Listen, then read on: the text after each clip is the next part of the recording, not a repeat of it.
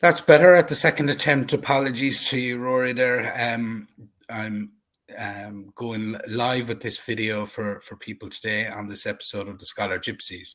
Today's guest is Rory-brian, and you can see in the bottom of the screen there it's Rory-Brian lowercase, and that's there's a significance to that, and Rory's going to get into that in just a minute. The subject matter today is based around the Irish Constitution, the 1937 Irish Constitution, and there are a number of people interested in this area. And Rory comes here today as a member of An Bunreacht, as you can see the sign behind his head there. And it's a Telegram group I came across maybe a month ago, and it caught my attention, and the people in it caught my attention. So Rory's kindly agreed to come on today to explain what the An Bunreacht group are about, but also to give us a flavour of the Irish Constitution and some of the work in areas that they're involved with. Rory gave a presentation a few weeks ago, and I was fascinated what the subject matter was. And one of the things he came up with, one of the things he mentioned there is that a difference, between an Irish national and an Irish citizen. And I know there is a personal story to Rory's interest in this, and I want to get into that as part of my first question too. So, Rory, welcome, and thank you very much for doing this interview with me. And apologies because this is the second attempt at the start. But broadly speaking, if you could give me a bit of background about yourself, because I know there's a personal story with your mother here, and from the pandemic, I think, but you can clarify that yourself. And the other thing, I suppose, is I was very taken with the concept of, the difference between an Irish citizen and an Irish national. And I suppose maybe if we start there and, go in whatever direction you see fit. Okay. No problem. Yeah, thanks, Gerry. Thanks for having me on. It's great that you're here, and great that we can have this chat, which you have some sort of an understanding of what I'm talking about, which is good, because that's the difficult thing in at the moment. So I suppose, yeah, there is a personal story behind where I got to here. If you want me to run through that first, then we can jump on to how I became to, yeah. I suppose for me, the lifestyle I lived was always known. There was a system that you either could be part of or not, in relation to working and taxing and paying commerce and doing all those things. And I suppose I learned that from an early age, where I sort of grew up in a housing estate where there was a lot of traveller community there in caravans, and I befriended a lot of them because I left school early. And they showed me a little way of, I suppose, living as a sovereign as such, and having that freedom to either contract or not. So later on in life, then, when I purchased my first home, I was running as, I suppose, an entrepreneur, always fending for myself and my family, never relying on state or anybody else for anything. And it was when I purchased my first home in about 2005, and that was from Irish Nationwide Building Society. And I was in there, that's where I saved my money, what I believed was my money. And, we done a deal for a mortgage, and I fairly understood what it was about, believe it or not. I knew it was all paper contracts, and it was all, it wasn't real. It was just signing promissory notes or whatever. And it was later on then, when the financial crash came, I was contacted by Anglo-Irish Bank.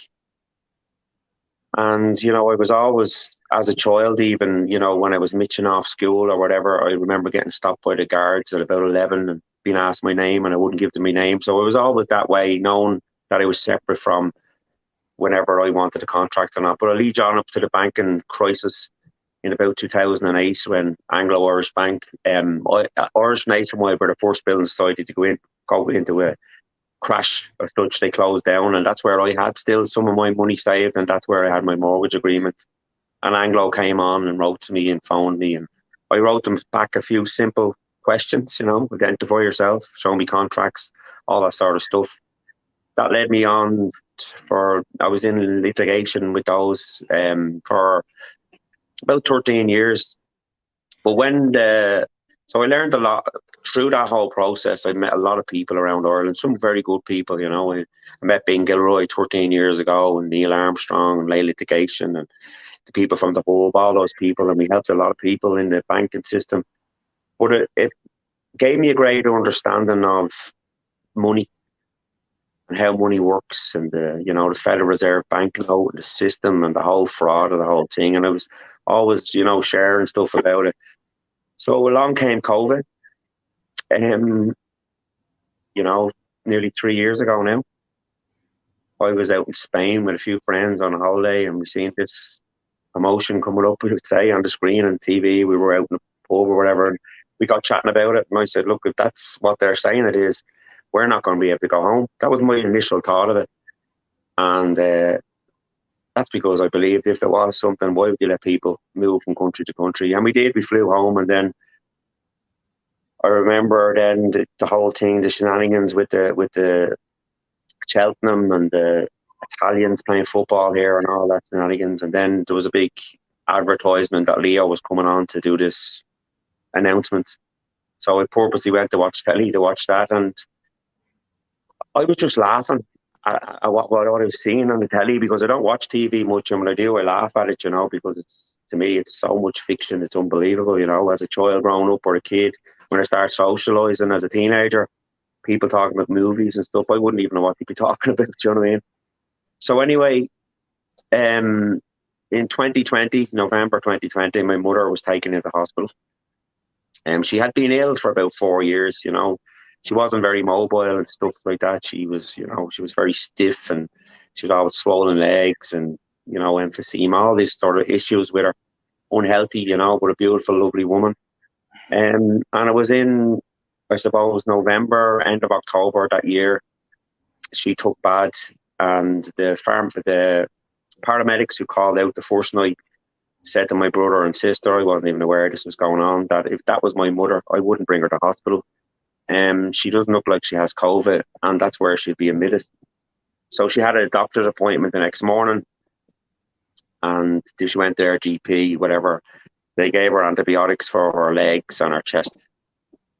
So she took ill again that night, but she was only after having a flu vaccine the week before as well. So she took ill again, and the next group of paramedics came, brought her into hospital, and she was admitted into a COVID ward, like most people were at the time, I suppose. So it was from there then, me being me, back to the asking the questions, on what's going on. And I started ringing the hospital, writing to them, and some of the answers that I was getting was like reminded me of the first answer I got from AIB Bank back in 2008 or 9. Like, do you know what I mean? Just bullshit, total bullshit, and quoting protocols and stuff. So that went on for a few weeks. They had her on the ventilator and all that sort of stuff. And it was on Friday, the 13th of November, 2020, we were called into the hospital. They said my mother no longer had COVID, and she was still alive at this stage, and they wanted to meet the family. So we went into the hospital, and we sat with the surgeon, I think it was, and his understudy. And, I just asked a couple of simple questions, like, what were illnesses? What treatments did you give her? And he started, the way he was answering me was very strange, and he wanted to know why I was asking these questions. And I said, well, my father died at the age of 52. We have some special needs and mental illness in our family. So I'd like to know, what's wrong with my mother? Is it hereditary? What's going on? So then I asked him a simple question, and it was because of my suspicious mind. I said, what will you be putting down as cause of death? And he said, COVID. And I said, okay, well, she doesn't have COVID now. She's not dead, blah, blah, blah. And he said, well, I treated her for COVID. So at that stage, I requested an autopsy. And he said to me that I'd have to apply to the senior coroner in Dublin for that. And this was on a Friday evening, so I'd have to wait till Monday. So he said, okay, we'll do that. So, of course, it wasn't the most friendly atmosphere at that stage. So we went in, and the family made a decision to turn off the machines, and we all spent the time around my mother. There was no doctors or nurses or anything in the room, just myself, my family. And, I turned into, I suppose, priest come doctor come everything on the night, and we just done a lovely ceremony ourselves and wished her goodbye and stayed with her. So I went home that night on the Friday, and I got this idea to sleep in my mother's bed because she had moved out of the old family home down to a bungalow in near where we lived, and I'd never actually even been in her room. So I went home that night, slept in her room, and I got up the next morning. I felt this damp cold feeling, where there'd been. I just noticed then there was been a slight leak from the back of where she lived, and there was a bit of mold and stuff. So it was, it was a weird, and she'd actually been living in that. So about 9 o'clock that morning, I got a phone call from an understudy from the state coroner on a Saturday who wasn't available until Monday, and she wanted to know did I wanted an autopsy and why I wanted an autopsy. And I asked her how she knew this, and she said the hospital were onto them. So I started getting really suspicious at this stage, you can only imagine. So I formally emailed the hospital then or the state coroner, requesting the autopsy. And that was about 1 o'clock that afternoon on the Saturday. And then I got an email reply about an hour later with a printed signature from the state coroner denying the autopsy, that the hospital had told her my mother had died from COVID-19, and due to legislation, they're not allowed to do autopsies, something to those words, Gerry. Mm-hmm. So you can only imagine me going through, me being me, all these years of looking at corruption and then seeing it at this level in a hospital and watching this stuff going on. And so that was on a Saturday, and I got in touch with Rowan Gran Trino that evening through a friend of mine, Paul, who's unfortunately gone away recently, and I wish him well, a great patriot of ours. And unfortunately, the state have found him. But anyway, Rowan then that evening got me in touch with Dolores Cal. Okay. So I spoke to the famous Dolores Cal on the phone on the Saturday evening, the 14th of November. And she agreed to meet me in her house. She was going off to Germany. She would cancel a flight. And she told me this is what she's been waiting for. This is the biggest story. Here's a man is demanding an autopsy from the state, that sort of stuff. So we did, myself and my partner went out and met her in her house on the Monday. And she was getting on to, I suppose, her colleagues or friends or whatever she was calling them from the World Freedom Alliance and all this sort of stuff. And the calls were coming and going. And there was another guy there, Howard, and he was there, and he knew a bit about law, and I knew a little bit as well. So we sort of were hooking our minds together. But a funny thing happened while I was sitting in her sitting room. Dolores' phone rang and my phone rang at the exact same time.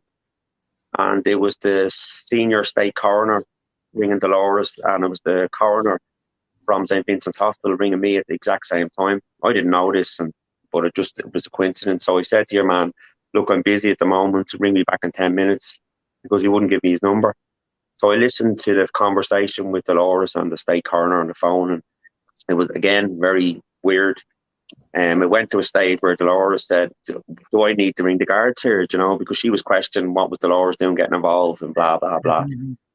So then I rang back, or he rang me back, the guy from Vincent's Hospital, and while we were waiting for the call, Howard looked him up. So he wasn't only this coroner and pathologist from Vincent's Hospital, he was also the vice president of the Irish Health Council. So he was questioning me as to why I wanted an autopsy, and I was questioning him as to why he wouldn't do it. And he again quoted this legislation. So we looked up the legislation, and that was written about a year before they announced COVID. It was signed in by Simon Harris at the time, and it was signed in by most health ministers that if there was any deaths due to COVID-19, there was no autopsies because it's a virus or a deadly disease or whatever they were calling it. So what we did then, I suppose, it got hectic at the time. You can only imagine. My mother's deceased body is in the hospital. So we wrote to the hospital and we told them that we didn't want them to touch the body. We wanted the autopsy. We weren't happy.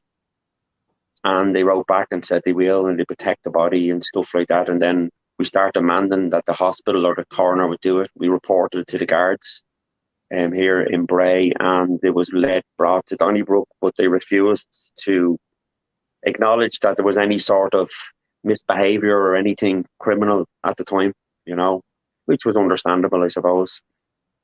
So at that stage, then it was going on for days, Gerry. You know, there was Zoom calls coming in from pathologists and doctors from around the world. There was good interest from Portugal. There was a great man called Rodrigo Rodriguez from Portugal. He sort of administrated it all. And the Lords was on. There was guys from Germany, Argentina, and there was a lovely woman called Elizabeth English from Sweden. She got interested in it. So we were putting a call out for someone to come to Ireland to do an independent autopsy. So it was only when, I suppose, we bring it into Constitution, because I always knew a little bit about Constitution, and I knew there was something, you know, and I was at the Blue Book, as everyone calls the Constitution now, and if you look up Irish Constitution, you'll see a picture of the Blue Book, but that didn't come out until at least 1942, and then on to 48. It's not actually the 1937 Constitution at all. It's an amended, incorporated version of it. But it was only when we wrote to the hospital and we used the Constitution, and in particular Article 41 and the family, that the hospital handed over the remains and the care of my mother's body to me and the family. And then we pushed them for them to do the autopsy, or to allow us have the hospital and the facilities. So it was after about 9 days we held a memorial service here in Bray, and I done a bit of a speech on RIP. I mentioned Constitution, and I mentioned law and rights and our ancestors and my mother's father, who gave service in the War of Independence. And it was after that then the hospital wrote to us and agreed that they would not do the autopsy, but would give us the facilities of the hospital and the hospital to perform an independent autopsy. At that stage, we didn't even have a pathologist. So we were getting anxious at the time. Obviously, we only had a certain amount of time. But it was about the 9th day, we got contact from 2 guys from Argentina and another man called Professor Klaus Puskel. He was German. He was a pathologist who worked, I suppose, for the state in Germany. He was doing criminal investigation more so, you know, deaths and all that sort of stuff. But he had done some COVID autopsies, so he agreed to come over. Bizarre, you can imagine at this stage, the family and everything that's going on. And just want to ask you a question there, Rory. Was the cost of that going to be provided by yourselves or the state? By me. So you would have had to pay. They were giving you the facilities, but you had to pay for it. Well, no, I didn't have to pay for the facilities or the hospital. I had to pay just for the pathologist. Yeah, that's all. The state had given us use of what I would call our facilities, you know. So they agreed to do that with no cost. The only cost was that I would pay the man or the woman who was going to come and perform the autopsy for us. So he came over anyway, big monster of a professor who was retired at the time, but still lecturing in colleges and stuff over there. And I say he was forensic, would be the word, pathologist. That was his long-term job. And I met him in the airport, picked him up, went to a hotel. But I got a phone call on the night before I met him from Dolores, and specifically to tell me not to mention vaccines to him. And that was one of the things that I wanted to question, because my mother had a flu vaccine, you know, and stuff like that. So I didn't get a chance to do that. But we spoke, and he questioned what I was about and what I wanted to see.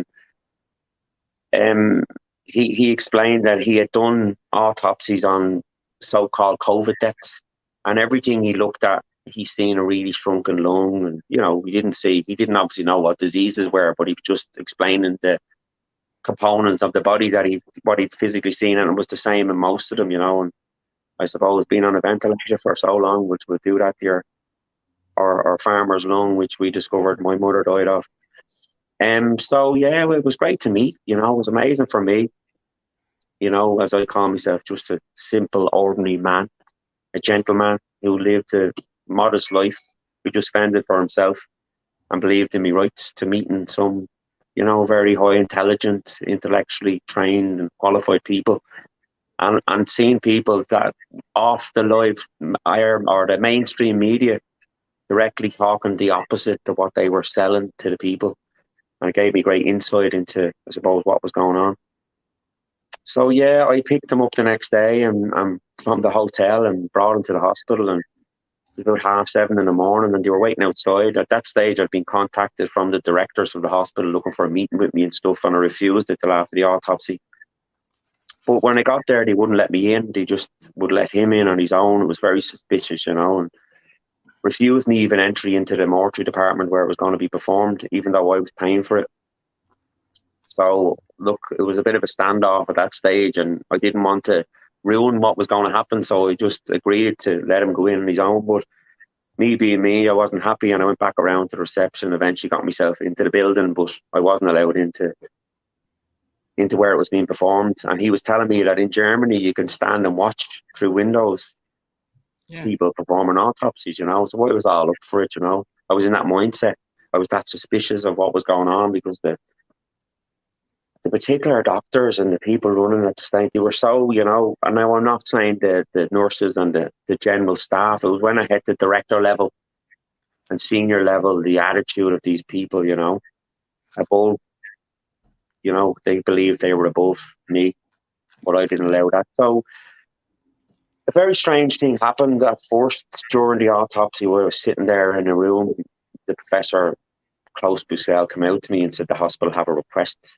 And I said, okay, what's their request? They didn't want it to do with it. Now they have a request. So they wanted, while he was doing the autopsy, without getting all into it, they had to remove all the organs, taking samples of every organ, including the brain, because I wanted a full autopsy.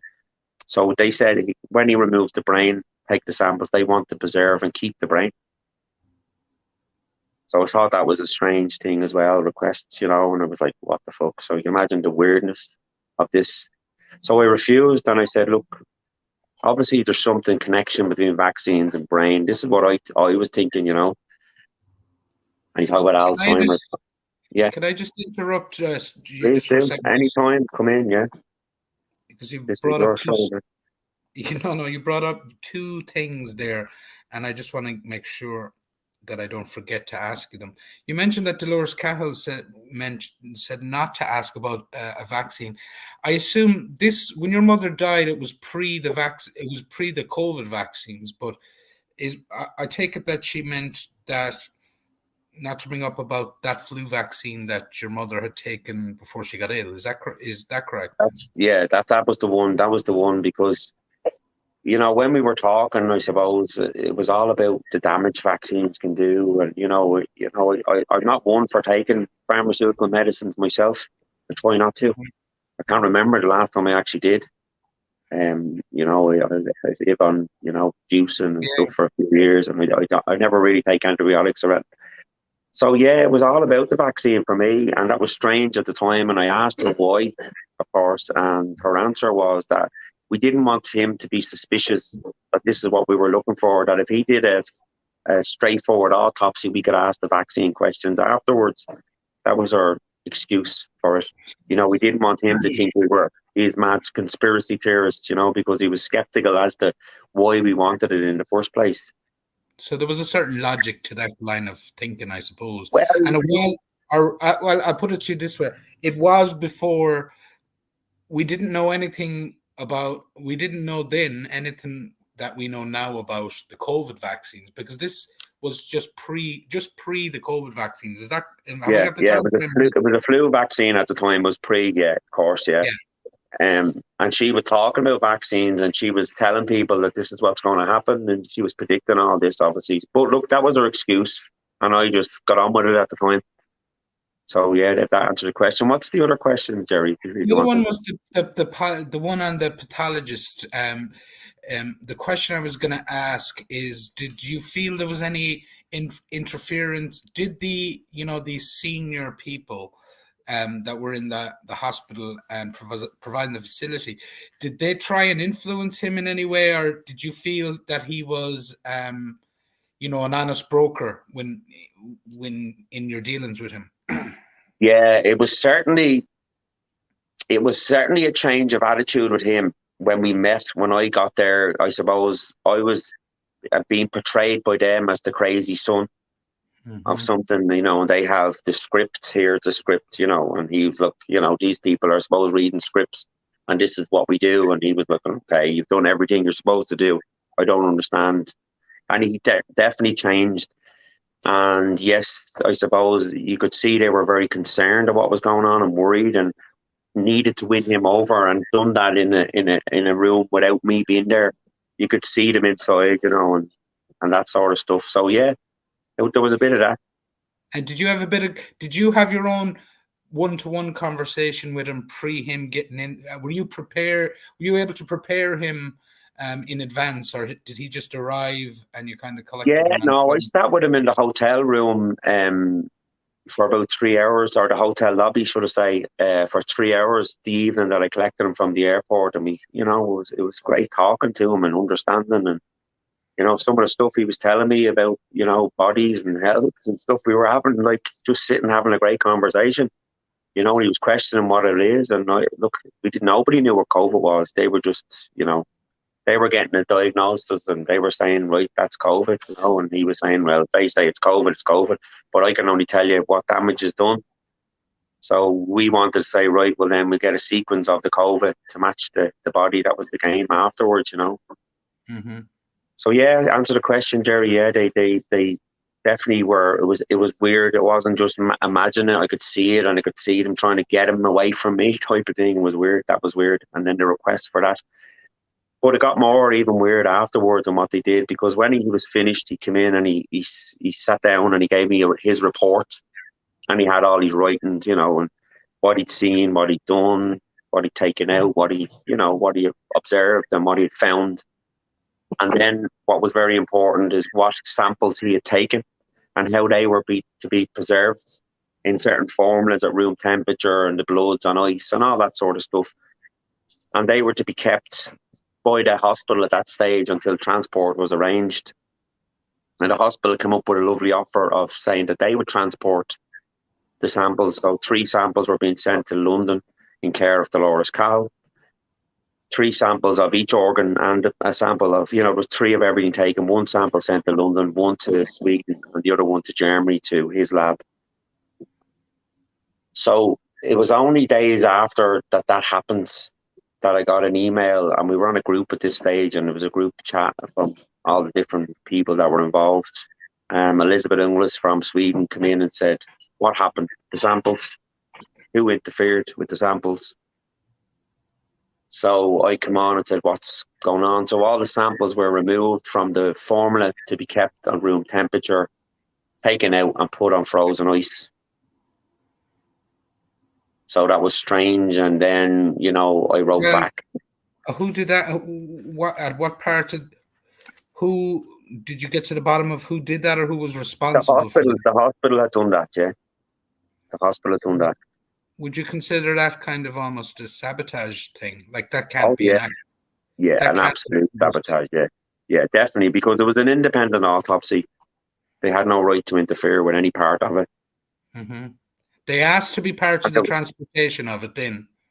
After. They asked to be asked of transportation, but his notes clearly stated as to how they were to be preserved and all what to do. And they went against his professional opinion and judgment.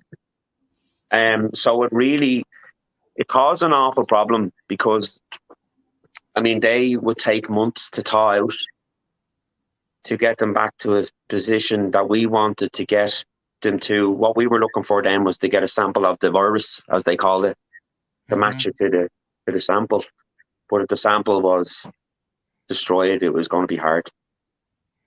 So, look, Elizabeth Inglis spent a lot of time and effort trying to do it, and she eventually did. But at that stage, we had wrote to, I think, up to 30 countries around the world looking for a sample of COVID too. We gave us time to do that, I suppose, if we got the samples right. But all of them, bar none, came back and said they didn't have the actual virus isolated in a lab, which was strange. Sorry. Were you suspicious before this, or did this inability to get a sample of the COVID virus, was that what kicked you off, or had you been? Well, yeah, look, I was so in it that I was watching then, and it was a big thing in Ireland and around, the people saying the virus doesn't exist, it's not isolated in a lab, and you could see it going on, and people were saying, whatever, that's crazy. But to have, how can you match someone has a sample? But the road that led me down into the whole what was going on and the results of it was more worrying than that. Yeah, but I was very suspicious, absolutely suspicious. Yeah, it was crazy. No one had the sample, so it led us into a road of when we went back then. How did they determine COVID? So we started interacting with the HSC here and St. Vincent's Hospital again, saying, okay, you've obviously determined COVID-19 here. So you can imagine every time I asked them a question, they were quoting protocol to me. So when I went under, I said, I'll use under the Freedom of Information Act to ask this question. Show me the protocol that you used to determine COVID-19. And the hospital wrote back to say they didn't understand the question. And the HSE, surprisingly, came out with the excuse of the cyber attack. Wow. System, that the information no longer exists. That's rubbish anyway. Yeah, that was rubbish. So look, that was the way it went. Professor Klaus Busquel went very strange. Stopped answering emails, stopped replying to me. Elizabeth English said she's getting a lot of pressure from media, and I suppose I was then chasing these people. Dolores Cattle disappeared into whatever the next big thing was for her. And I was left, I suppose, chasing these people down and stuff. But for me, I was going through a whole phase of fighter mode.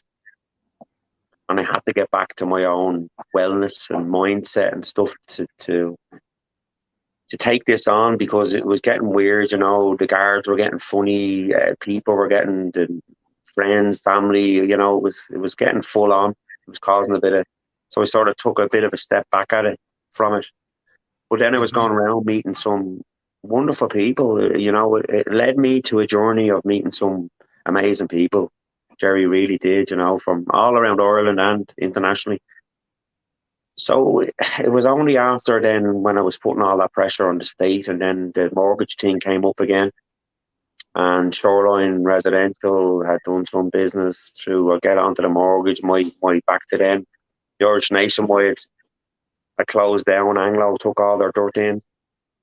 That went into liquidation, and it went into the government created a company called IBRC.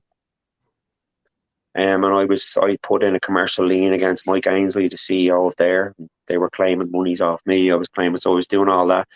And that was kept out of court for many years. And then Shoreline Residential bought it. Then it went to Pepper. And that was all happening then after this in the last year. And this led me to Constitution and believe in Constitution and the work that I've been doing and the amazing people that I met. And everything that I looked at, and one of the big things that I found in all of this before we get into Constitution is it was a thing that a guard said to me outside of court. And it's actually on video. We were taking the flag down. I don't know if you've seen that.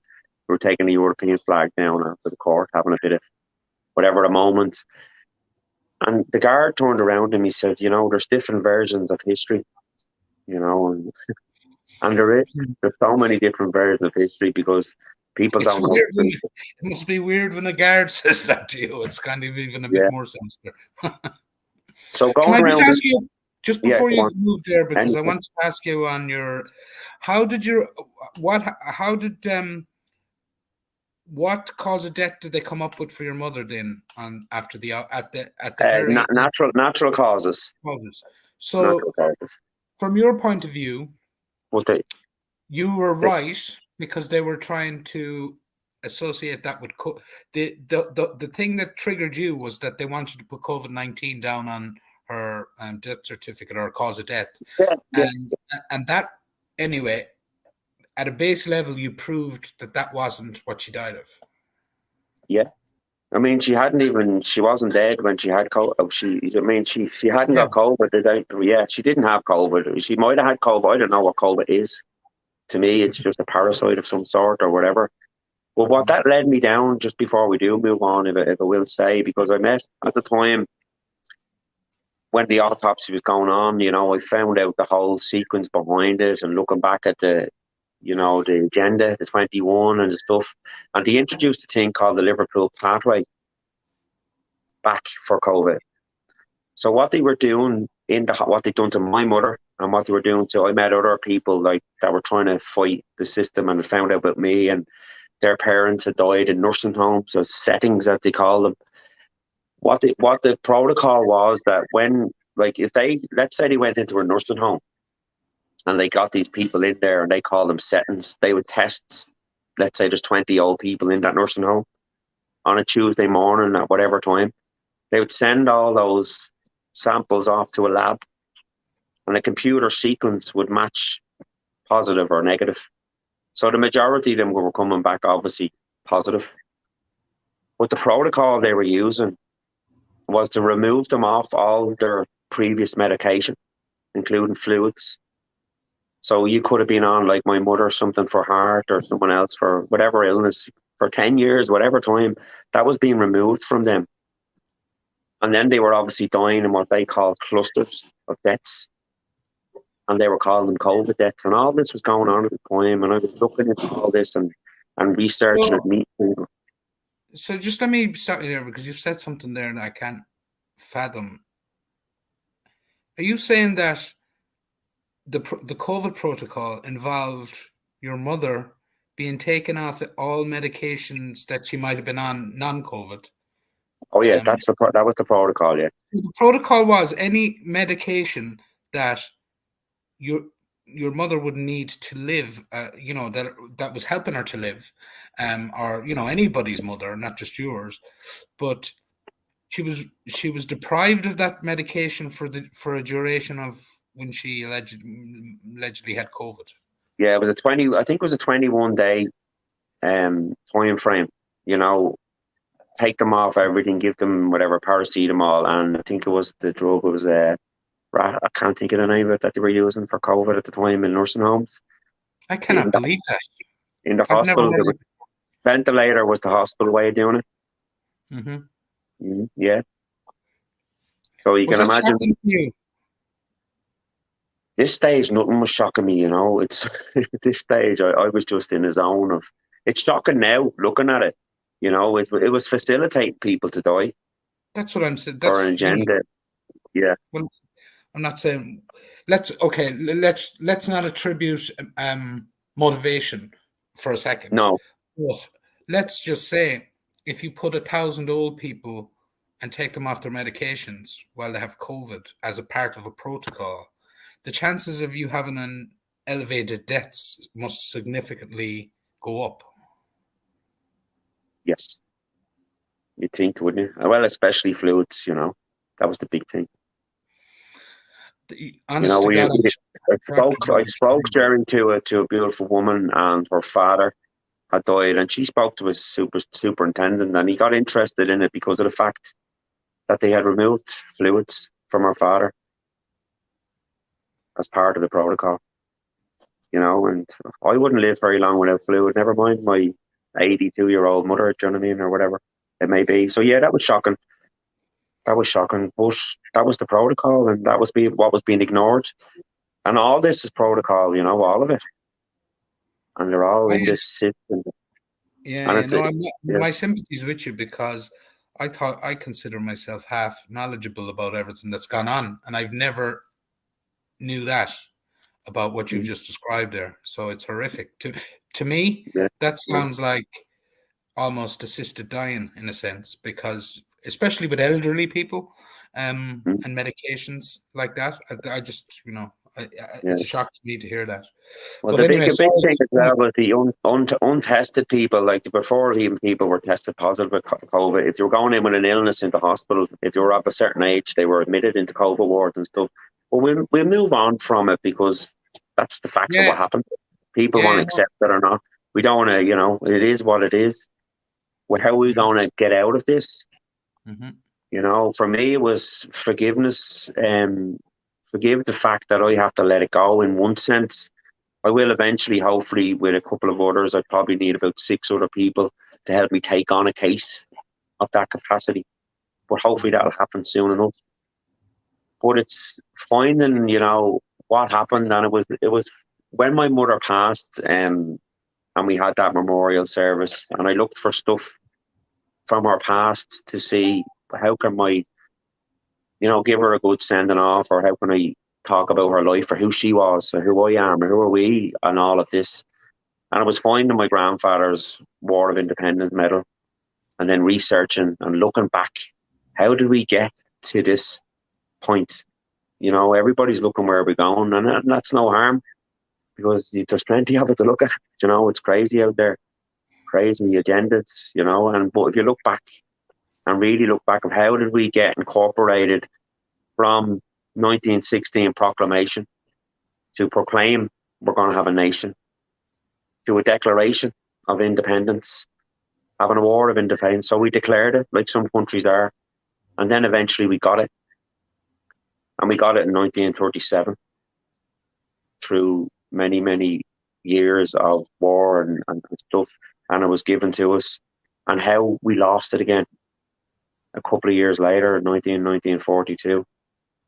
And my mother's death brought me to here, you know, and brought me to meeting many people. So it's not a sad story, Gerry, do you know what I mean? It's not anymore to me.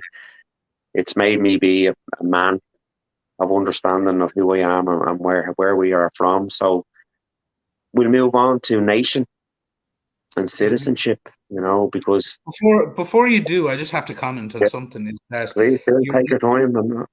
Your lack of bitterness and your forgiveness. It's really appealing to see it, like in terms of that the way you've processed it, personally speaking, the way it comes across. And I honest to God, I didn't know any of that before we got on to chat here. But I think it bears to comment that I think the way you're, just in your demeanor, the way you're dealing with it is probably it should be applauded because again, it's just something I wanted to say. But it's brought you to this place where you've taken this interest in nation state constitution, maybe nation constitution, and it sounds maybe a good point then to jump into some of that stuff. Yeah, it is, because looking back at what happened, where we came from and who we are, you know, who we are, and that forgiveness is who I am, because I have to do that. And I'm not doing that for the benefit of anybody that was involved. I'm doing that for my own benefit, you know, and I change my lifestyle for my benefit. I do everything for my benefit, and, you know, I don't drink too much anymore. I gave it up for many years. I don't do wrong. I don't do anything. And I forgive, you know, and I do a lot of, you know, I like plants and stuff, and I do a lot of holistic work, and that helps me. So I forgive people for me, and I get out of that fighter mode into flighter mode.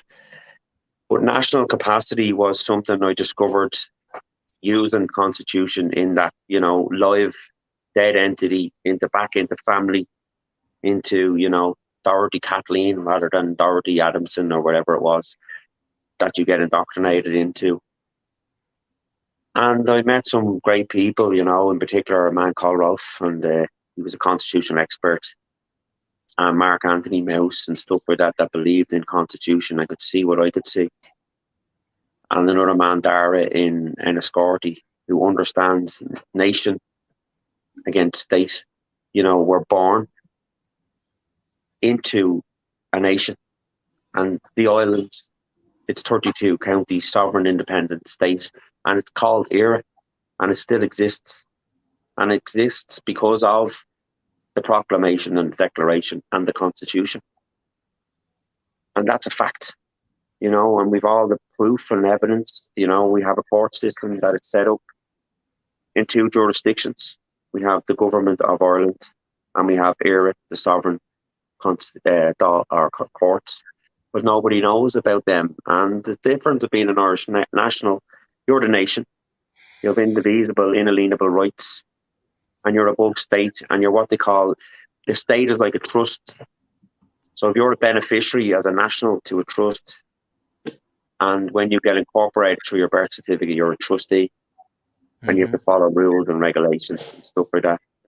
So, you know, you see people talk about taking back your live born, you know, they're correcting your status, and, you know, you have to two very important documents. One is the Constitution, and I'll read something out about the Constitution because I have a copy of something here. It's Irish Constitution, and it has the full 63 article Gaelic version, and it has a citizen's manual, and it's all the writings, and it has how Sinn Féin, the original Sinn Féin, which were the group of people, IRB, Irish volunteers, and wherever else that were fighting for our independence, that went into the first Dáil. That's what they called themselves, Sinn Féin. That's where the name came from. It's not the same political party that we have today. So all the writings and the stuff that came out of that, but the importance of a constitution, I suppose, I'm going to read this just to change the thought, right? And it's a citizen's manual, and it's a simple guide through the constitution. And what is the meaning of a constitution, and what is its purpose? The free enactment of a constitution is the highest assertion of sovereign by a nation. A constitution is the instrument of government and the fundamental law of a state, and it has this state written in capital S, and the state era is written constitutionally as such, and I'll get into that later. All other laws depend upon the constitution, and any law repugnant to the constitution will be declared null and void by the courts, and we'll get into that as well. A constitution should therefore be as permanent as the nation can make it, should be secured against facal amendment, okay, which is wrong amendment or wrongdoing, or against the purpose of the constitution. No amendments should be done.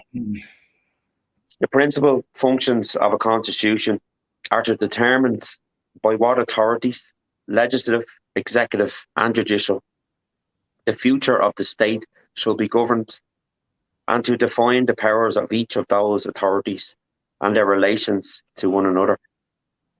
ERA has adopted a noble constitution, conspicuous in its perplexed and unbalanced world of our day. Its proclamation of the basic principles of Christian polity in their name. What are the foundations of their government? What exercises power on their behalf, and how their laws are passed. These pages are offered as a guide to citizens who want to know, without spending time legally study the subject in accordance, presents the easiest possible form of questions. So there's a citizen's manual in the Constitution, and I looked that up and stuff. So what I found, Gerry, was when the Constitution came into the full force of law, which was on 29th of December 1937, it was done against the Free State. You know, it was anti-treaty. The famous De Valera, who people for some reason are against, you know, and you see the state and every institution and all the political parties on anything to do with the establishment put this man down for why, I don't know. If you look at actually what he did, you know, and the only excuse they have is that he sent Michael Collins over to England to sign the treaty. Did he or did he not? Or did he stay at home as a president of an island to protect it? As you'd like to think that was his reason and his excuse. But the big thing, what it did was the constitution that was given. It took away our oath to the monarch that De Valera and the pro-treaty, they were ex-Sinn Féin, and so was Eamon De Valera. But the oath to the Free State and the Anglo-Irish Treaty that became the Free State Constitution of 1922 was to the King and its heirs. And that, there was never a time in Irish history prior to that there was no monarch. So the oath was always to a monarch through our laws that they've been embodied into us since Brehon Law and took away. So in 1936, when the anti-treaty people after the Civil War, which got hammered, but De Valera got, I suppose, money from America, and he set up the Irish newspaper group, and he got himself behind, got people behind him. And people understood then, I suppose, the Irish national people, Protestants and Catholics, because I've both on both sides of my family. You know, my grandfather was married to a very prominent Protestant, and he was ex-IRA, you know, but he believed in freedom and the nation, and it was never about religion. So it was in 1936 when the king abdicated the throne, and Eamon de Valera seized the moment, as he should have done and did, and started to get the constitution in full force, and removing the oaths to the monarch. And then that was put to an election in July 1937 by nationwide state plebiscite. Now, people will say that Northern Ireland didn't vote, and they didn't, but Ulster did. So it was a nationwide state plebiscite, and it was brought into the full force of law the 29th of December 1937. And it was 63-article Clo Gaelic text constitution, which dates back. That's the key here, the writings and the grammar and the text that's in the constitution. And it removed that Free State Crown incorporated version of ourselves that we were given. And in the original 22 constitution, they created two dominions. One was called Ireland, all caps, and the other one was called Northern Ireland, and became fully incorporated into the Crown. And he wanted to remove that, I suppose, rule for Irish men and women. And Article 1 is the nation. And I'll read Article 1 out to you because it's very important. The nation hereby affirms its inalienable, indefeasible, and sovereign right to enact its own form of government, to determine its relations with other nations, and to develop life politically, economic, and cultural in accordance with its own genius and traditions. So the Irish Constitution came into the full force of law in 1937. So do you want to ask me any questions before I move on with that? Well, I suppose there is one question that I have, and it's one to do with I hear a lot of people talking about the Irish language version of the 1937 Constitution and the English language version, that there is something, the claim is made, I think, that there is something lost in the translation, or words to that effect. I'm just wondering, have you come across this thinking, or the kind of people that talk about that? Yeah, all the time. I mean, anybody that's looked at constitutions, most of the people I've met are looking at the 50-article Blue Book, as it's formerly known. Look at the colour of it alone. It should be ringing alarm bells. I mean, yeah, this is actually the original. I don't know if you can see it. That's the colour. There's the draft that was voted on. Under state plebiscite. It's sovereign goldy colour. The books are green. So the English interpretation of the Constitution, even written in the original 1937, you have the Clo Gaelic 63 articles, and you have an English interpretation next to them. And even in that interpretation into English, it removes a lot of your rights. And do you want to go through some of those intricacies of what those rights might be? Yeah, it does. It removes. What it does is it takes the first thing it did. The big, massive thing that it done. It removed you being from an Irish national into an incorporated version. So they took out Article 51 to 63 consecutively, omitted those articles from the next publication of a constitution, and they done that under the terms of emergency wartime measures. So the very first amendment to this constitution is what we believe is the fraud, and they changed the definition of war to amend the constitution, and then the next publication of a constitution, that's what they allowed them. The omissions were doing, but yet the Irish Clo Gaelic still held the full force of law. So when they printed the incorporated version, they wrote it only in English and in Roman Irish. They changed their language, but in pursuant to Article 8 of the Clo Gaelic version of the Constitution, for any law or acts or anything to be brought into law or can be used in one language on their own, either it be Clo Gaelic or English, because Clo Gaelic is our national first principle text, and Os Gaelic is a language, and English is only second official language. But to use one language on its own It's only for business purposes. So that they used, this is my understanding and research has shown me, they used then, we were going into the new reset of the federal bank now, coming into the 40s. They used the wartime measures and they printed the next constitution to incorporate us all from our birth certificate into this new system as an all caps name. So none of the laws that you try and use in the original constitution can stand to you in that persona of yourself.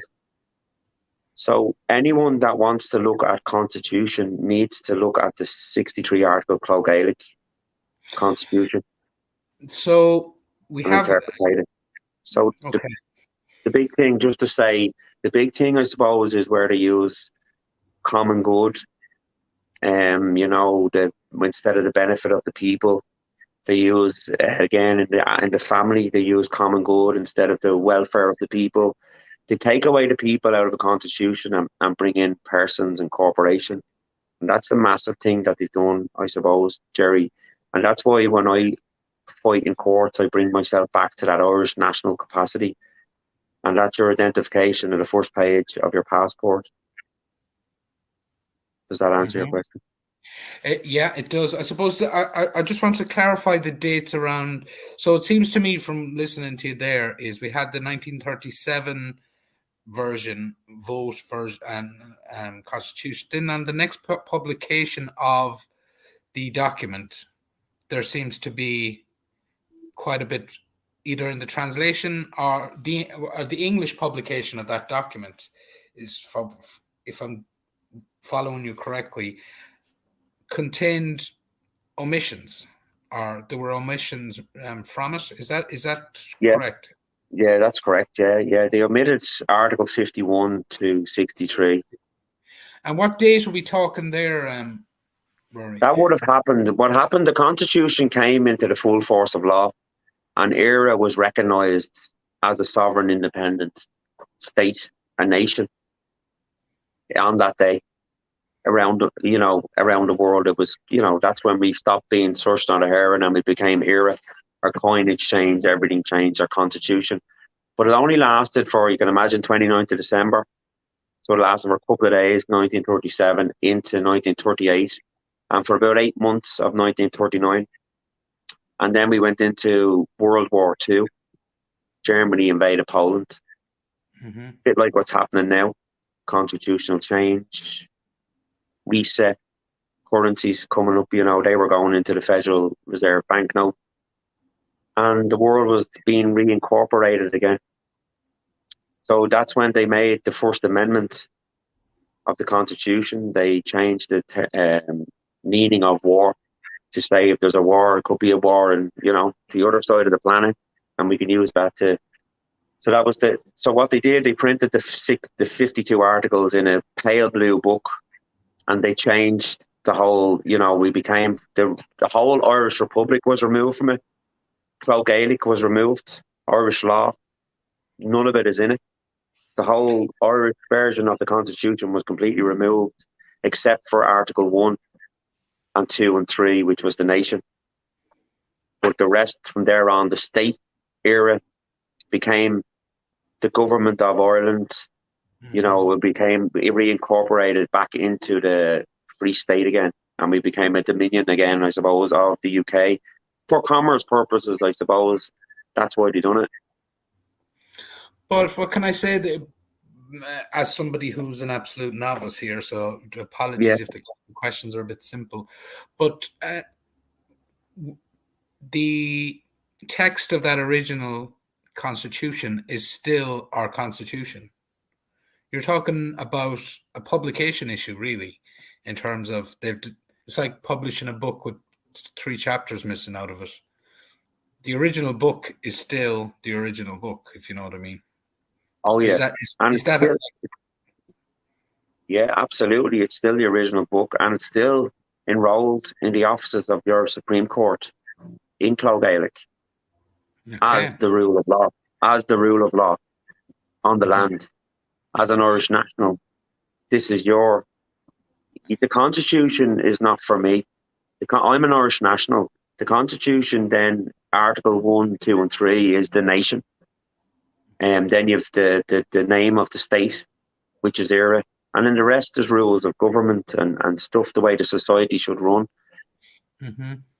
So it's the enrolled text, which is our, if you listen to this again, it's our national first principle official text is Clough Gaelic.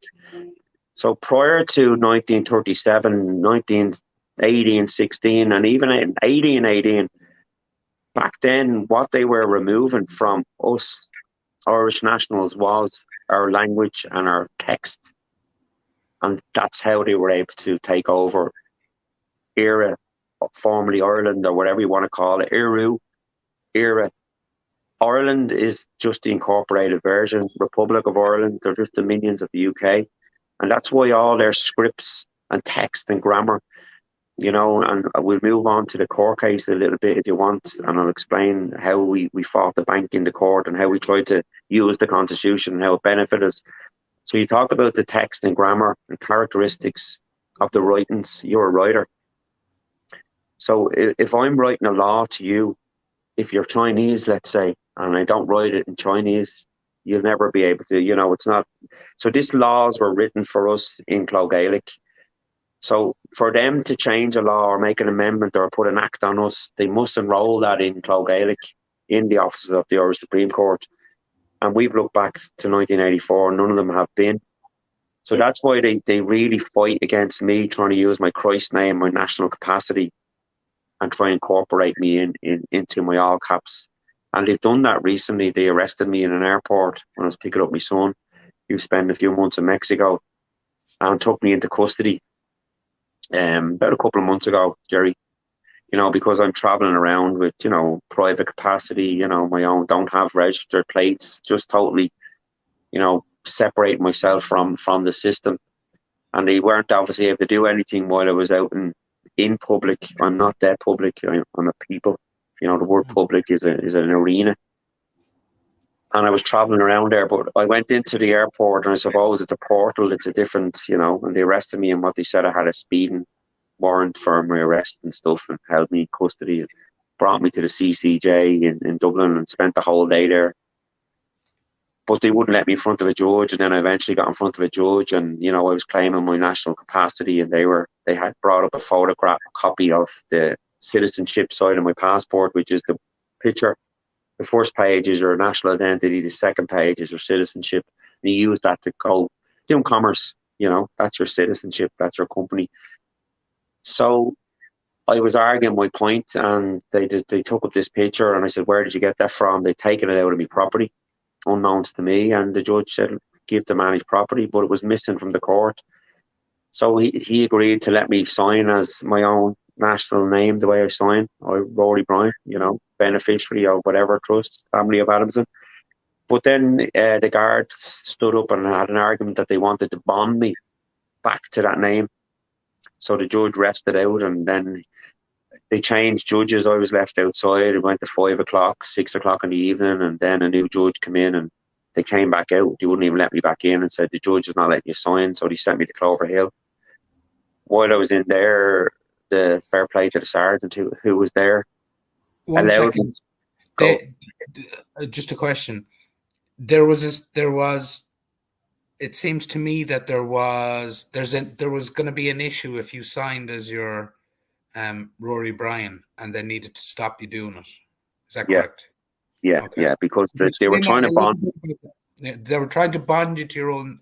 They're trying to bond you on your, we'll say, Rory Adamson name. Is that? Yes, is that that's right. Yeah.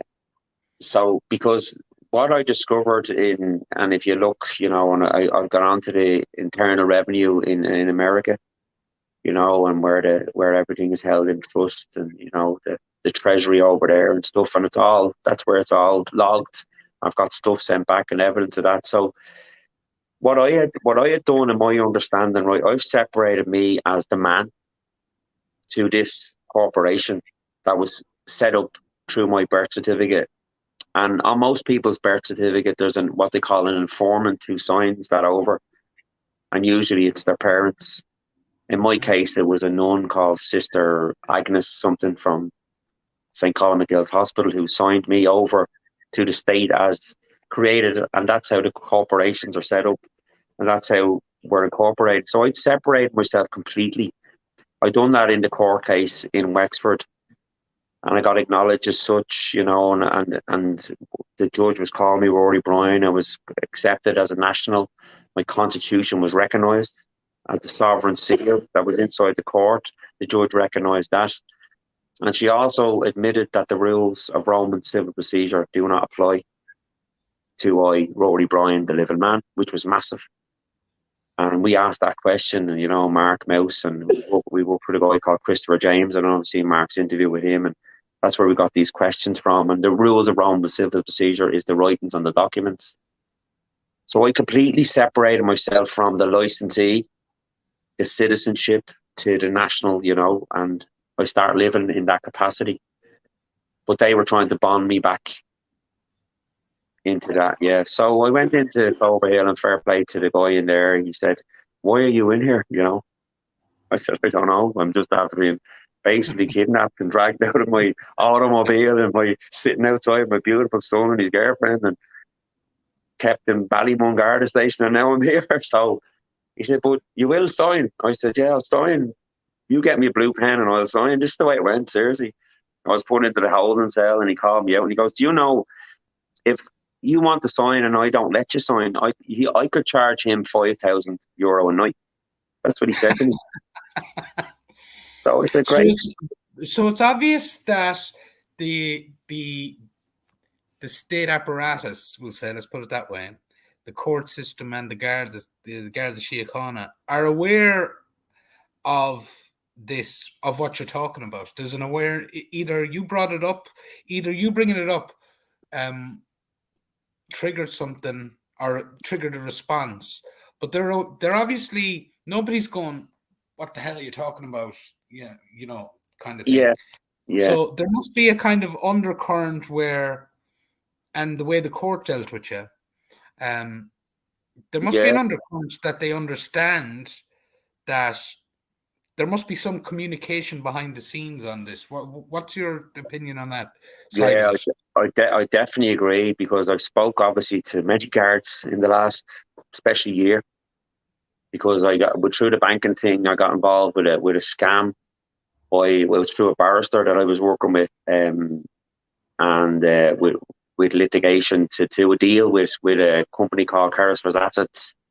I don't know if you've seen that, and people lost money. I was one of those victims. Mm-hmm. And that's gone to the National Crime Bureau. But I had written an 84-page document into the court as a conditional acceptance. So I corrected who I was, all my identification, and I showed the whole fraud of the banking system, what I had found over 13 years of corruption, that led me to link Carrisford Assets to Pepper Finance in meetings and dealings, and showed the whole scam of what happened. I showed all the letters I've been writing over the years, and I delivered that to the court. The judge took it up to read it and tried to turn it over and do play that trick where it's blank at the bottom, and we had it all stamped and stuff, and it was proof. It was massive proof of the whole banking fraud that was going on. But it was also acknowledging, and I called for a Constitutional Court of Record and brought the law in. So she held it in her hand, the document, and she looked at it, and she just said to their barrister, "I think you need to read that." So my conditional acceptance was that I'll accept, the whole system and everything that's going on, but here's my conditions. You take it. I believe there's a trust set up, the whole thing, everything to do with law that I have learned over the years, and it was accepted by the court, but she refused to read it. She handed it to there. So I sent a copy of that to the Attorney General. I sent a copy to all the relevant, the Simon Coveney, Minister for Foreign Affairs, and I also sent it to the detective looking after the crime that I was a victim in. And I invited the guards to come to the third court case, and I also invited some people to come and look and witness what I was doing. I didn't ask anybody for anything. I just said, "Look, this is what I'm doing. Do you want to come and see?" We were getting very respected in the court, and 16 people came as witnesses, And I called in my grand jury on the day. There was doctors, there was different level of people, some great people. And we went into the court and we argued for an hour. And everything I said was, taken up. The guard stood there beside me, a man called Michael D from Wexford Garda Station. He was taking my paperwork and bringing it to the judge, and was very respectful. There was about 8 sergeants in the court that day, and everything that I was said was acknowledged in the court. But I'd said in there, when I was done the writings, that everything's going to be done through the trust now. I'm the beneficiary. Any paper, I sent over to the Treasury looking for forms, the 1099As and the CODs and all that type of forms to fill out the way they do their transactions, and I discovered it all. And then for the third case, the barrister wanted me to give another affidavit. They were trying to get a stall, so she made a direction in the second case. The second part of the case was up 3 times that directed me to make a statement. So I respected the direction. A direction in a court isn't an order. It's just, I direct you to go left. You might want to go right if you want. That's a choice. And I wrote my affidavit in. I sent it by UCC, commercial posted, registered post to the court, to the barrister, and it was signed for downstairs in the court. While I was arguing in the court, the judge had said that she hadn't received it, and I hadn't put in an affidavit, and I had another copy of it in my hand. So she agreed to read it. And she read it out in the court, and it showed all the components of law and the Constitution and the canopy of law in ERA is on Bunrocked and the 63 articles. And we evoked Article 52 to Article 63 and pursuant to 52 and all of those articles, and we re-evoked the whole Irish law. And she read out my statements, and I obviously referenced the 84-page documents that the only deal I'll do is pursuant to that document. But she refused to read my signature on the bottom. And she said it wasn't signed, but it was still there on the bottom. And the reason she done that was, I know it was shown that the whole team, because the signature read something, I don't have it here in front of me, but it reads, as you say, Rory-Brian, family of Adamson, beneficiary and secured party to the Social Security Zesty Kiwi Trust, all caps Rory Adamson without prejudice. That's what it read on the bottom, and that's what she didn't read out in the court. So then it came to a stage that I had completely separated myself inside the court from the whole trust and from the all caps name and the actual mortgagee, that I was beneficiary. She became the administrator, and I switched the bank over to being the debtor. So then I stood up and I said, point out the person, because that's the person who owes the said money or loan. And the barrister on record stood up and said, on record, I'm putting personage on Rory-Brian. So he was putting that was like a crime of bondage. So I said, Judge, Garda Síochána, members of the public, I want to report the crime. And she said to me, you can report the crime after the case. And I said, you've just acknowledged the crime. And the guard looked and, yeah. So he stood with me and the case went on. Then she said, I have to allow this man speak. So that was their barrister. He was offered to take his cloak off, the black cloak he wears, by the judge in the case. Mm-hmm. But he refused to do so. So he had to then, she wasn't going to commit the crime. So he did, a bondage or whatever it was. So he stood up and he read out his scripts that he had. I've never seen anybody read anything like it, sweating, dripping. So at the end, then she made an order for possession. So it's an order for me and them to do business. So now we're in the process of, I'm writing to them and they're writing to me, of how we're going to resolve that. If they get paid X amount, I want compensation of X amount. And that's the negotiations that are going on. As not that all caps debtor anymore, I'm the beneficiary of the company. Here's the business. Here's what happened to me. Here's what I want compensation, and you could take whatever from that so-called Zesty Kiwi Trust that everybody believes is there, and I do too. So the big thing about the guard, he walked us out of the court and he protected us, and he was very good. and he came out and he took a few notes and recorded the crime. But like that, he changed then as well when he phoned Can I me up. just ask you, what was the record? Specifically, what was the recorded crime as? Yeah, in his words, he said that I accused the Crown establishment. So inside the court, you have a Crown establishment, right? In every court, I suppose, definitely in the south of the island, all the courts, bar one or two, have a sovereign seal over the judge, and that's era. That's the capacity of national. That's what they're set up in. But then you have tenants, which is the Crown establishment, and they run all the courts, all the administration, all the fines and statutes and acts and legislation. It's all run through the courts, or all run through the Crown establishment. So every And who are they? fine. Sorry.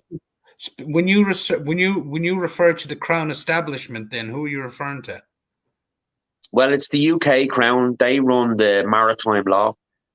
They Okay. run all the courts where you're getting fined or taxes or whatever it may be. Even putting people in prison. It's all done through bonds and stuff. But the whole courts are set up by the Crown, and that's your all caps name. So I separated myself from that in the court.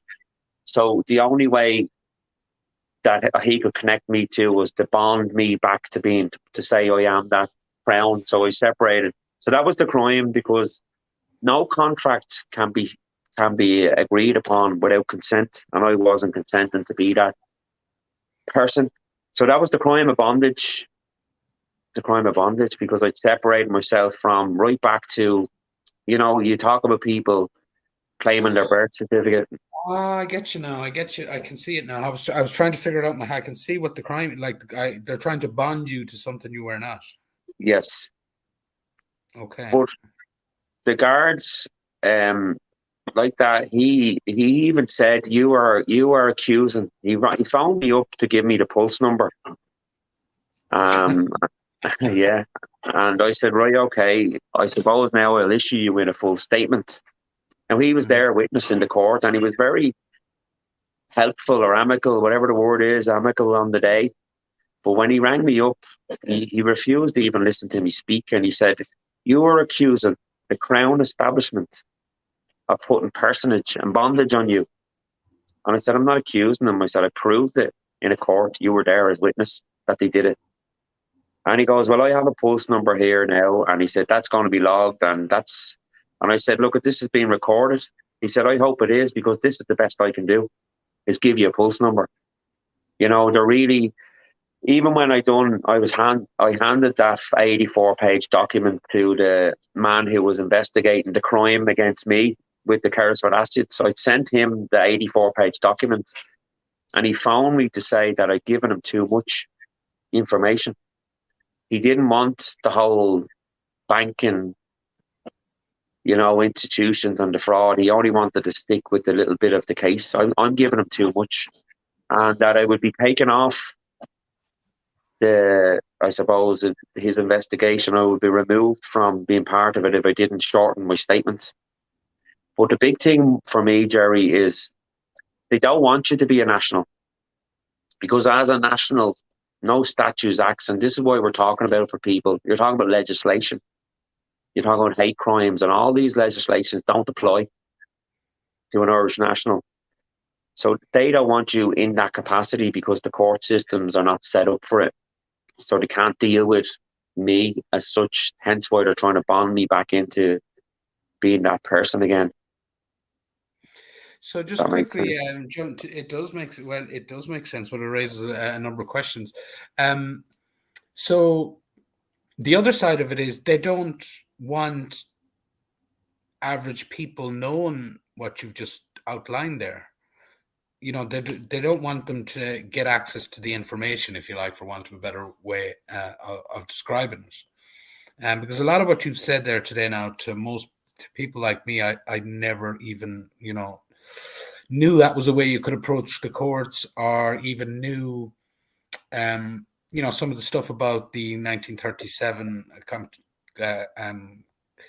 Constitution and stuff that isn't, stuff that isn't in the later versions of it. We have this idea of I suppose, let me phrase it this way. What's your view on how people view the Irish Constitution, or how they should be educated on it? Yeah, that's a very, very good question, because it's massive at the moment. It really is. Constitution right now is the most important subject that people should be looking at, because everywhere you go, you see political parties, especially, you know, talking about constitutional change. And they've already amended the Constitution since the First Amendment in 1939, up to 39 times now. And not one of them amendments has really been in our favour or for the benefit of the people. So to understand the Constitution is massive, because this is what's happening, constitutional change. People need to look at what a constitution is, what it's about, how it relates to you as that man or woman, how it gives you a right to contract or not to contract, and how they try to remove the nation I suppose the last big thing they did was 1998, the Good Friday Agreement, and they sort of amended or changed Article 2 and 3. But they've never taken away Article 1, and I believe that's what they're trying to do now. Okay. Just a quick thought there, because trying to kind of frame a simple way of speaking about all this stuff, because it's highly complicated, and it's obvious you've spent eons of time going into the detail of it. And but in a sense, is it when I'm an Irish national, I'm asking the Irish Republic to deal with me as a member of the nation of Éire, kind of thing. Like, Yeah. Éire is my nation. Mm-hmm. You're the, this is the Irish Republic here. Good luck to you. But I'm a free person of Éire. Is that kind of, fill in my gaps there? Yeah, well, certainly wouldn't say personal. Like, you're a man born into a territory, or a woman born into a territory. Okay. And the name of the state is Éire. And you have a right to live without causing injury or harm or suffering, I suppose, is the famous cliche to any other man or woman. Mm-hmm. And then you have to say to yourself, right, okay, now how am I going to navigate my way through life? Mm-hmm. And unfortunately, commerce is set up the way it is. You have to go into a shop, you have to do commerce, you have to go on an airplane, you have to do commerce. So you have the right to contract or not to contract then. So if there is laws written in Clough Gaelic, and there's a constitution and a rule of law for Irish nationals to live under, and if anyone reads those articles and what the whole state is set up under, fair enough. But when it comes to rules and legislations and statutes and acts and guidelines and all that stuff, they don't apply to Irish nationals. And getting back to your thing about what people's understanding of the Constitution, I suppose it is only the Blue Book. And you've seen the big case, I suppose, recently was Gemma O'Doherty and John Walter's case, and they went into the court using the incorporated version of the Constitution. And you're going into a company as a business, and you're not going to win with it, because even through all the years, I've noticed the people who are using legislation, and some really, really well, great people, especially Lay Litigation Ireland, those ones going into courts and getting results against the bank, let's say, and getting some sort of a ruling based on a clause in the legislation. They'd appeal that, and then in between that, the government can change the legislation just to suit. So it's all the legislation is just set up to suit the system. So the Blue Book Constitution that everybody is looking at and everybody understands as what they call the colour of law rules, off law, government off Ireland. None of it applies in Clough Gaelic Irish law in your constitution. So it gives you a capacity, like me, to travel from point A to point B across the territory, any part of the island, freely, and I do so. I refuse to pay toll bridges, and I refuse to, do certain things that people do, just because that's what I believe in. And I travel whatever automobile instead of a vehicle, and I separate myself. But for me, it's not for people to do all those things, but it's certainly something that people should look at and understand what this constitution is about and why are they trying to remove it and have done from people for many years. And it is a solution for, I would say, for most of the people that are the so-called awake or not awake or whatever and are worried about education and rights and property rights and all the stuff that are going to be removed through what they're looking for constitutional change that are going to be removed. And if we don't protect this constitution, we could lose it all forever. That's my belief. So it is. So it is. In terms of people's education, it's the education is worth it from the point of view is that you have a set of tools at your disposal to protect yourself from the tyranny of the Irish state. Yeah, yeah. As I said, if something like if they write to me or you or anybody with, I suppose, a summons or a court order or whatever it may be, well, you could argue, well, as pursuant to Article 8 or 10 or whatever, 15.4, especially, and it's not in, you can ask for it in Clog Gaelic first and foremost, which none of their statutes and acts do. But if it's not repugnant if it is repugnant to the Constitution, it doesn't apply to you. So you can, if something that's going to benefit you, do it. And if it doesn't, don't. That's the way I do it. But the Constitution can be definitely, it's set out as rights, fundamental rights. And Article 1, we have inalienable, indefeasible rights. And it determines that. And it can be used as a tool, definitely. It's not, how would I say it? It's not the solution. But it's certainly a solution to help people. And I don't know if it's the whole, for me, talking to people about the Constitution is, that's De Valera's Constitution. You hear this stuff. I don't care who wrote it. I know there's different perspectives on it, but I won't say I don't know. I just know from being out in groups and that kind of stuff, there's different groups looking at stuff like this. But there's one area I want you to talk about because we've been going an hour and a half and it's flown by, and I don't want this to end before I ask you a kind of a simple outline. Really, is how did you take your name from the process of taking your name from Rory Adamson to Rory-brian? Good question. Yeah.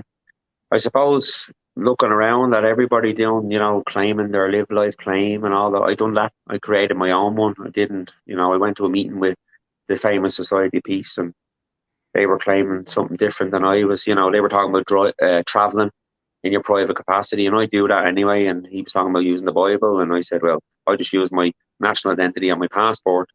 Your right to travel and that. And people talk about claiming and making a claim. What I did, I suppose, is I went back to the birth certificate and looked at when I was born, when I was registered about 9 or 10 days later, and what was registered, and then my born name being Rory-brian. And then I requested a copy of my mother's maternity records.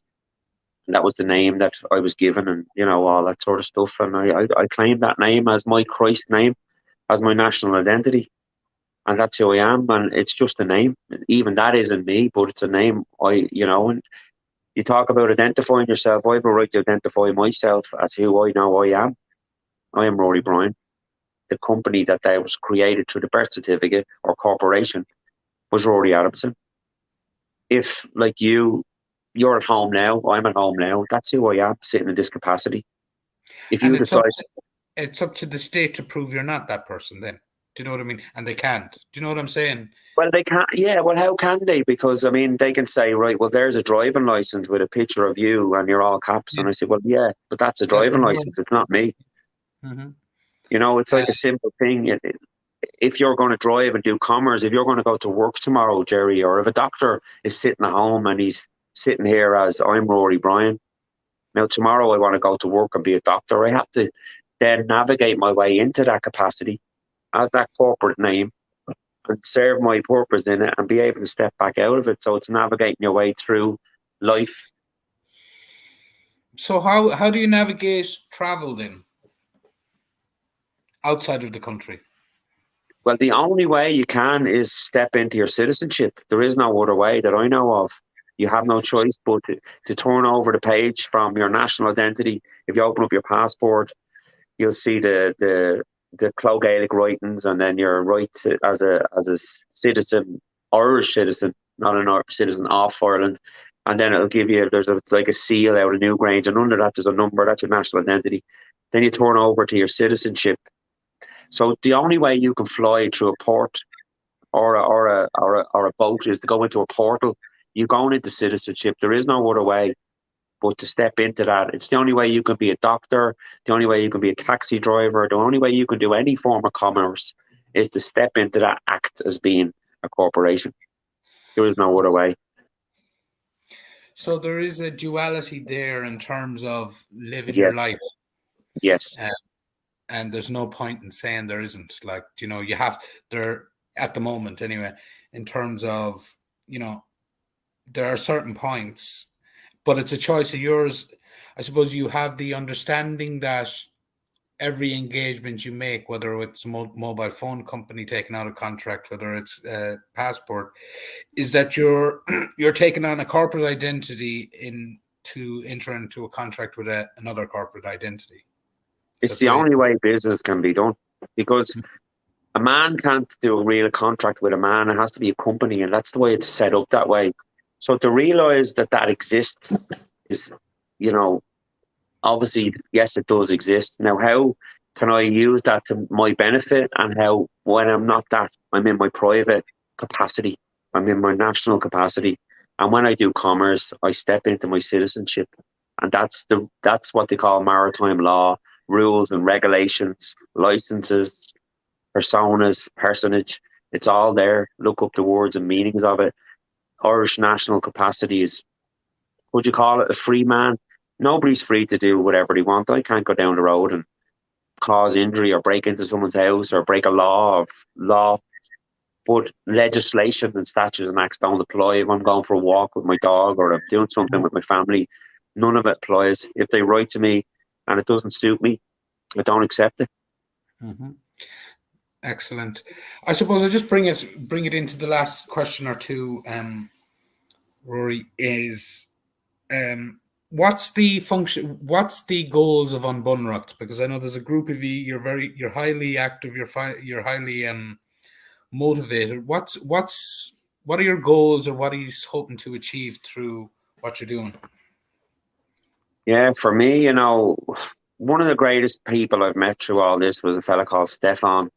He worked for the British government. He was a nuclear scientist, but he was also a language expert.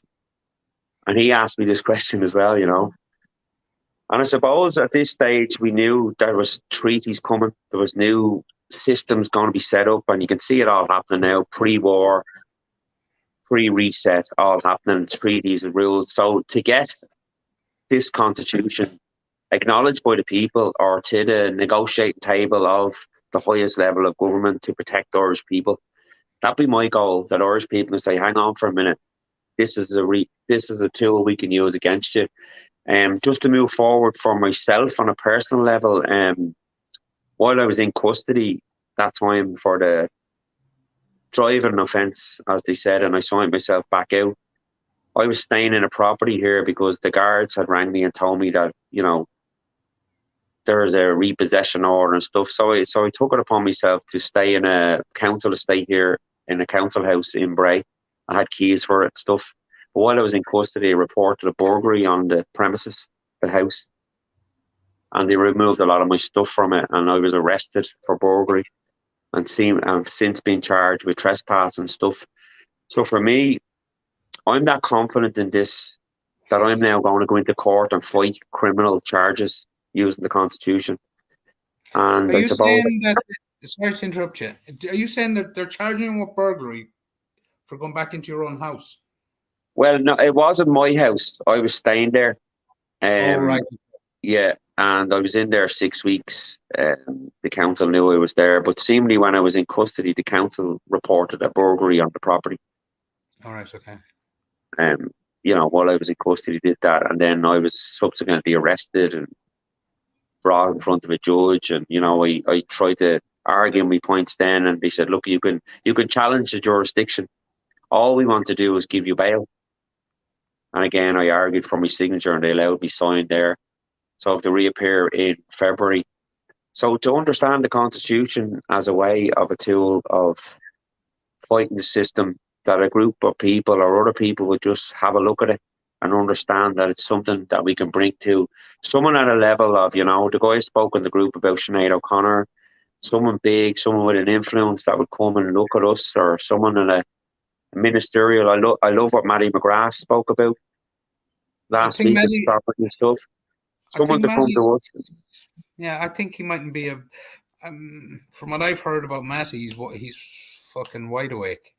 Yeah, yeah, He mightn't be a bad guy to approach on something like this in a privately first, anyway. yeah.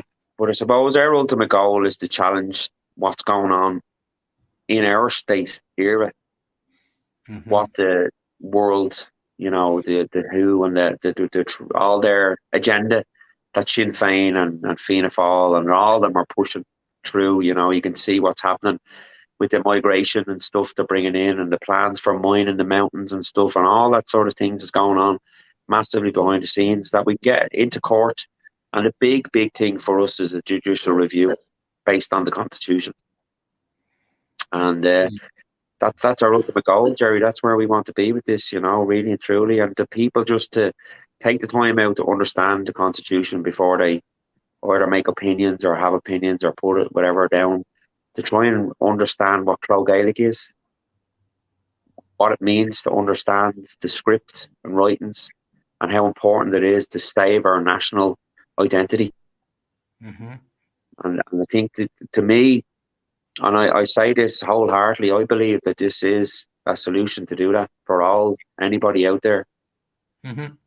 So what's the best way to get in touch with your group, Rory-brian? And are you looking for people to join what you're doing? It's not about joining. It's not even about joining. If people want to come on, it's on Bun Rock Chat. And, we're hoping to do something, have a little bit of a day on the 29th, because this needs to be celebrated. It's the 85th anniversary of this Constitution that I have here, not the Blue Book. And if people want to get copies of that, is there where would be the best place to get a copy of that version of it? That's a good question. It's very hard to get. It's impossible. It was only found by Mouse last year. Ralph was going around talking about it, and it's enrolled in Supreme Court for years without having it. We have a guy now going to print some of them and make them for us at I suppose a cost, and maybe we get a website or we get them out to people or whatever. There is a PDF on our face or our Telegram page, but there's here it says no to mining.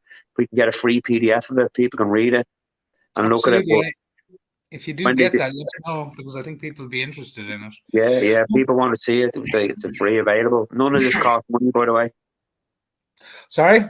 None of it costs money. Only research and time, and but even but exactly. But even if it did, I think people would be willing to pay the price as well, because it's valuable document.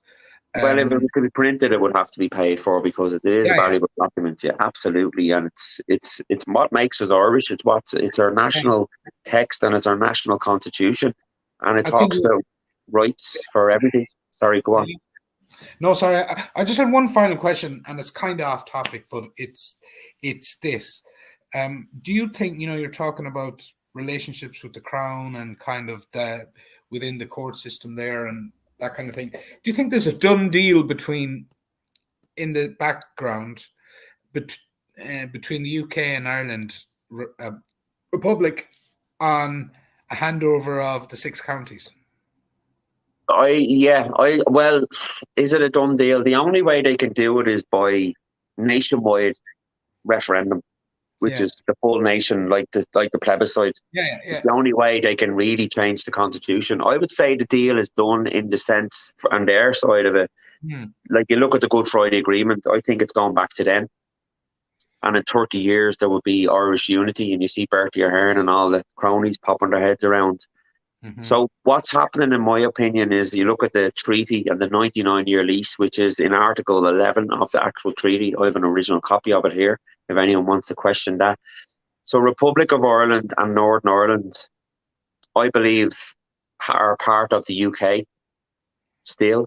They were dominions, but the UK has left Europe and did so a couple of years ago. And you see how long it took for us to form a government, and you blame the protocol. We came back into the republic then. But what's happening in the background is Sinn Féin are now the leading party in what they call Northern Ireland, the fictitious state. And they're obviously going to be the biggest party here in the south of the island. So this is the long-term plan, that they would then get the people on the full island to vote for this new Ireland unity, which is Ireland, all caps. And what we're going to be voting against is this. Mm-hmm. So if people want to know what they're going to be voting for, I would say Sinn Féin will get in the south of the island in 2024. And then they look like they're going to push for this Ireland unity by 2028, if not before it. So they're going to come up with some new form of constitution. So that's what they're going to be voting on, is this. And this is the thing that we need to be showing to people for. So as it's a done deal, that it seems like it's well sold to the public. It seems like this pride agenda and the migrants that are coming in, you look at them selling the mining rights to Ulster, Leinster, Connacht, all around the island. We need to look at that. And a lot of these migrants are coming in from mining countries. Are they being brought in for that? This constitution, we're worried. That is the first. I've heard a lot of different theories on why they might come in, and that's the first one I've not heard that one before. But there's certainly a logic to it. Well, there is, and it was our great friend, my great friend Mouse, Mighty Mouse, I call him, because the man's a genius, and he's so much information that he blows people's minds when he speaks too much, probably. But I understand him, and he come up with that, thinking, and it is a theory, because we've been following the mining issue, and it's massive. The UK Crown establishment, the UK Crown Corporation, have sold mining rights of up to 25% of the whole of Ulster and 28% of the whole south of this island through corporations. And then you see migrants coming in from, we don't have many qualified miners here. You see all these men coming in and you worry, what is it all about? Have the whole thing been sold out? Probably it is worrying. Mm-hmm. If they do get away with this Ireland unity and a new corporation. But I believe that if we can establish our identity in a national capacity and evoke it into court and change the jurisdiction or fight it, enough people get behind it that it might put a dent in it or give us an option for especially, I don't know, people who want to live. You talk about people living off grid or living free or living, outside that crazy system of where it's going. From the First Amendment to where it is now, to where are we going to end up? To separate yourself from it, I think the Constitution is the way to do it. So to answer your question, is it a done deal? It's a worrying done deal. Yeah, that's really what I would have said. Mm-hmm. Yeah, because they reincorporate us all into this all caps Ireland. Why is no one talking about the Republic? Why is no one talking about ERA, especially the Sinn Féin or any of these ones, and our actual Constitution? Very so. That is a big question for me, and I'll put a final question to you now, and this is a final one, because someone put it to me, because Sinn Féin's behaviour is absolutely bonkers to me over the last 4 or 5 years. But one counter argument I heard, and I didn't give much weight to it, is that somebody said that they won't reveal themselves until they get into government, the forces behind them. And while that doesn't seem to ring true to me, someone offered that to me as a counter argument, is that, like, I have no sense, personally speaking, this is only personal opinion, that Mary Lou, or Louise O'Neill, I think is her name, are in control of what we know as the Republican movement, all arms of it. I don't know what you feel about that. No, not at all. Not at all. None of them are. They're just corporate slaves, like most of them. And the Good Friday Agreement was the final signature, I suppose, which I suppose they would have been probably promised at the time. It's all being sold it's all a game that they're playing behind the scenes. that Sinn Féin. Now remember the Sinn Féin that I speak about, that like the Irish Republican Brotherhood, the Irish Volunteers, and all those ones that won the votes for the first ever Dáil that became Sinn Féin aren't the same Sinn Féin that we have today. They only came out in the 70s.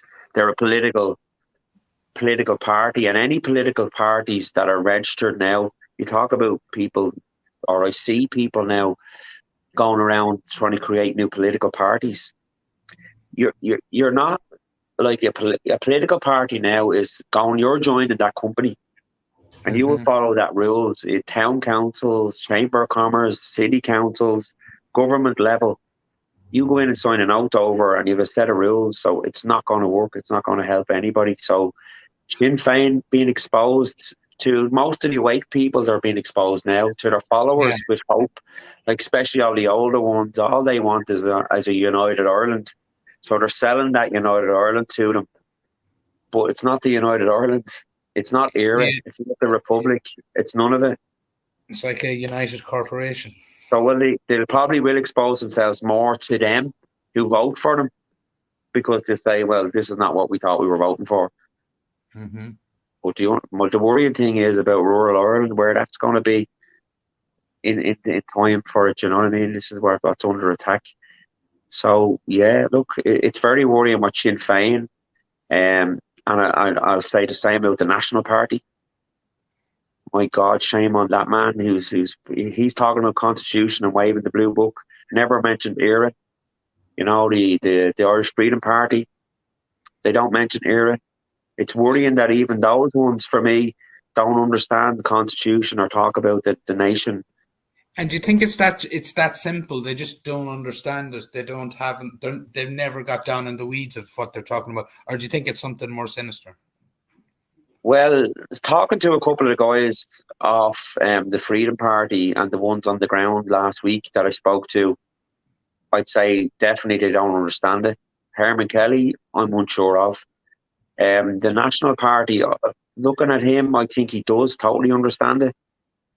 I think it's just another maybe political wing of Sinn Féin that are trying to, the same language, you know, constitution, De Valera is a bad man, ties the woman to the sink. The constitution does nothing of the sort. If people want to read the family and the rights of a woman, they'll either go to work or not go to work, but not have the necessity to, that if a woman wants to stay at home, be with her family, she should be provided for. It's all in the constitution. So it's worrying that there's, you know, for me, not talking about it at least. So I have a bit more hope for the Freedom Party, but again, they're a registered corporation. To apply for a job in a company that is registered, and they'll all have to follow those rules, and none of them are going to give any hope to ERA, none at all. The only way we can do this is by the people first and foremost, getting to know it, and then hopefully we can get enough people to form our own government, our own form of government as a nation. You know, not ruled by. I briefly spoke to you about Europe, and people have this belief that Europe, especially the followers of the political parties, Europe's a good thing.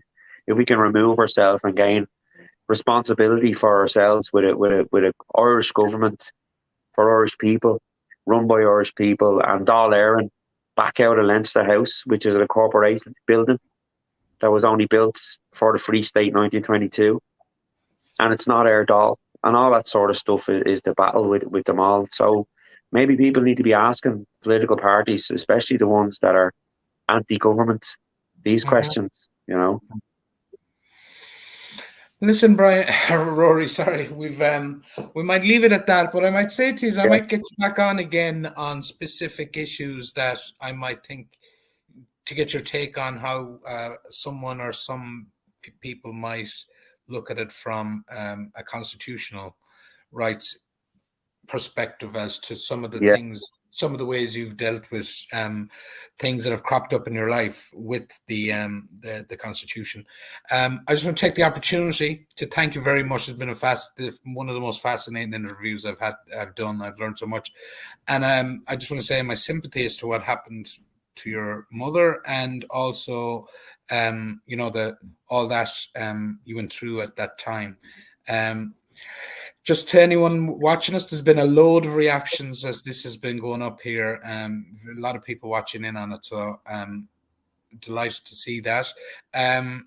Anyone follow me, just follow me on, or like or share this video on YouTube. The YouTube channel is The Scholar Gypsies, or follow my work on the West Awake, which is westawake.substack.com. So I'm just going to end the broadcast now, and just once again, thanks, Rory-brian. Thanks.